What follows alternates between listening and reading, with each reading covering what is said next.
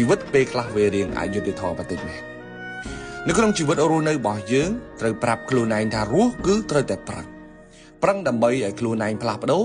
ប្រឹងដើម្បីឲ្យខ្លួនឯងនឹងទៅមុខអ្នកមិនចាំបាច់ទៅបញ្យល់ប្រាប់អ្នកដតីពីការលំបាករបស់យើងទេវាគ្មានតម្លៃអីទាល់តែសោះ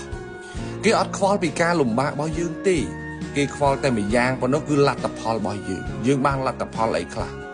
អ្នកត្រូវចាំថាបើយើងគ្មានលទ្ធផលគ្មានអ្នកណាមកខ្វាយខ្វល់ជាមួយជីវិតរបស់យើងទេ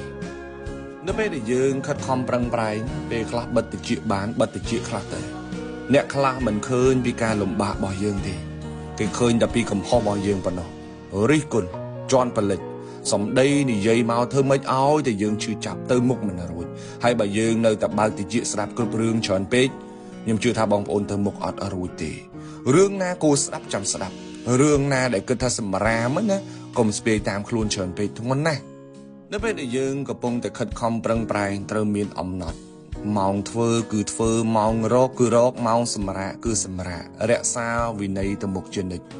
គេធូធាគេមានជាងយើងគេប្រឹង10យើងខ្សត់ជាងគេយើងប្រឹង100កុំប្រៀបធៀបខ្លួនឯងជាមួយនឹងជីវិតរបស់គេផ្សេងយើងផ្សេង